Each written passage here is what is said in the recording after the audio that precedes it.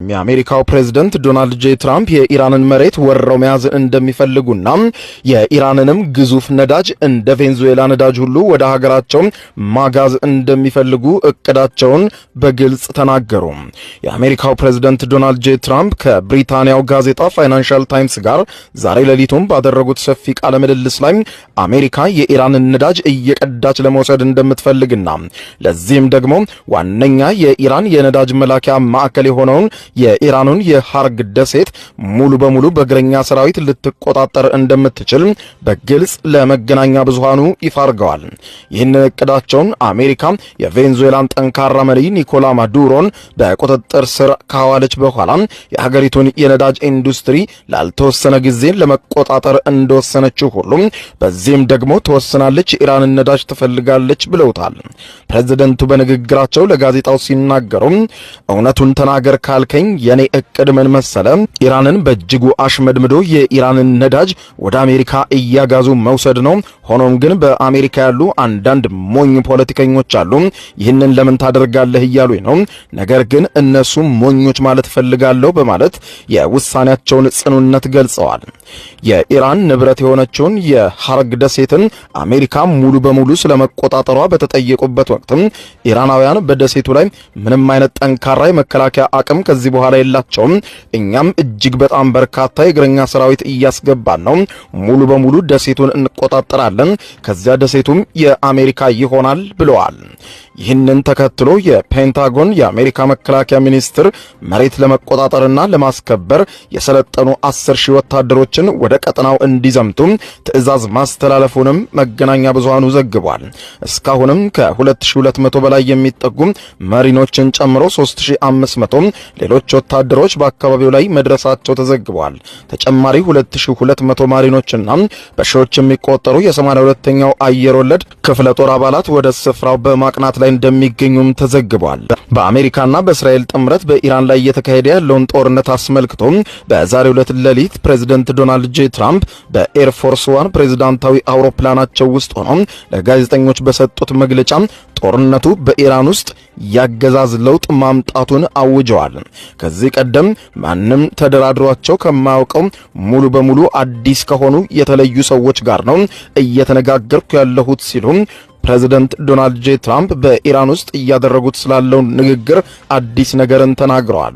ከዚህ ቀደም እየተነጋገርኩ ነው ከማለት ውጪ ከነማን ጋር እየተነጋገሩ እንደሆነ ከመግለጽ ተቆጥበው የነበሩት ፕሬዝዳንቱ የኢራን መንግስት እየተነጋገርኩ አይደለም ሲል በየደረጃው ያሉ ባለስልጣናት ሁኔታውን ማስተባበላቸው እንዲሁም አሜሪካ ከራሷ ጋር እየተደራደረች ነው እስከ ማለትም ደርሰው ነበር። አሁን ግን ፕሬዝዳንት ዶናልድ ጄ ትራምፕ እንደተናገሩት በኢራን ውስጥ የአገዛዝ ለውጥ አሁን ይመጣል በማለት ገልጸው ሙሉ በሙሉ ድርድሩን እያካሄድኩ ያለሁት ከዚህ ቀደም ከማይታወቁ ሙሉ በሙሉ አዲስ ከሆኑ የተለዩ ሰዎች ጋር ነው እየተነጋገርኩ ያለሁት ብለዋል። ይህንንም እንደ አገዛዝ ለውጥ ነው የምቆጥረው፣ አዲስ መንግስት በኢራን ላይ ጠብቁ ብለዋል ፕሬዝዳንቱ። አያይዘውም ከኢራን ጋር ስምምነት ላይ ለመድረስ እርግጠኛ መሆናቸውን ጠቁመው አሜሪካ እስካሁን 13000 ኢላማዎችን የደበደበች ሲሆን ወደ 3000 የሚጠጉ ኢላማዎችም እንደቀሯት ትራምፕ በዚሁ መግለጫቸው ላይ አክለዋል። ኢራን ጦርነቱን የሚያስቆም ስምምነት እንድትቀበል ካለበለዚያ ግን በኃይል ዘርፏ ላይ ከባድ የአሜሪካ ጥቃት እንደሚሰነዘርባት እንደ ፈረንጆቹ አቆጣጠር እስከፊታችን አፕሪል 6 ድረስ የመጨረሻ ገደቧን እንድታስታውቅ ለኢራን የጊዜ ገደብ መስጠታቸውም ይዘገባል። በሌላ በኩል እየተሰነዘረባት የሚገኘውን ጥቃት በመከላከል ላይ የምትገኘው ኢራን እሷም በመካከለኛው ምስራቅ በሚገኙ የአሜሪካ ጥቅሞችና የአሜሪካ ጦር ሰፈሮች ላይ ከባድ ውድመት ያመጣ ጥቃት እየፈጸመች ነው። ኢራን በሳውዲ አረቢያ በፈጸመችው ጥቃት የአሜሪካ ወታደራዊ ጀት ሙሉ በሙሉ ተመቶ መውደሙን የሚያሳዩ የሳተላይት ምስሎችም ይፋ ሆነዋል። ሳውዲ አረቢያ ውስጥ በሚገኘው የአሜሪካ የአየር ኃይል የጦር ሰፈር ላይ በተፈጸመው የዚህ የኢራን ማዕታ ወርዷል በተባለው ግዙፍ ጥቃት የአሜሪካ ወታደራዊ ማዘዣና መቆጣጠሪያ አውሮፕላኖች መመታታቸውን ትክክለኛነታቸው የተረጋገጡ ፎቶዎች ዛሬ ሌሊቱን ወጥተዋል። ኢራን በፈጸመቻቸው በርካታና እጅግ ግዙፍ ጥቃቶች የሚያሳዩ የሳተላይት ፎቶግራፎች መጀመሪያ ላይ የተጋሩት የአሜሪካ ወታደራዊ ዜናዎችን በሚያወጣው የማህበራዊ ትስስር ገጽ ላይ የነበረ ሲሆን ምስሎቹ ኢስሪ ሴንትሪ የተባለውን አውሮፕላን ለሁለት ተገምሶ ጭምር መንደርደሪያው ላይ አሳይተዋል። ቢቢሲ በእነዚህ ፎቶዎች ላይ አደረኩት ባለው ማጣራት ከሳውዲ አረቢያ ዋና ከተማ ሪያድ ደቡብ ምስራቅ 100 ኪሎ ሜትር ርቀት ላይ በሚገኘው የልዑል ሱልጣን አየር ኃይል የጦር ሰፈር የተነሱ የሳተላይት ምስሎች መሆናቸውን አረጋግጧል። በአውሮፕላኑ ዙሪያ የሚታዩት ነገሮች ከሳተላይት ምስሎች ጋር ተመሳሳይነት ያላቸው መሆኑን ገልጿል።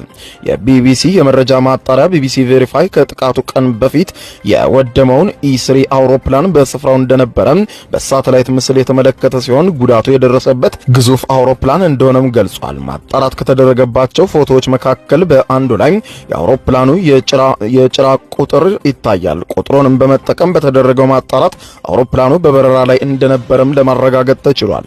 በጥቃቱ ዕለትም የተወሰዱ የሳተላይት ምስሎች በአየር ኃይል የጦር ሰፈር ውስጥ እሳት እንደነበረ በግልጽ ያሳዩ ሲሆን ነገር ግን እሳቱ ኢስሪ አውሮፕላን ላይ ጉዳት በደረሰበት ጥቃት የተነሳ ስለመሆኑ ግልጽ አይደለም።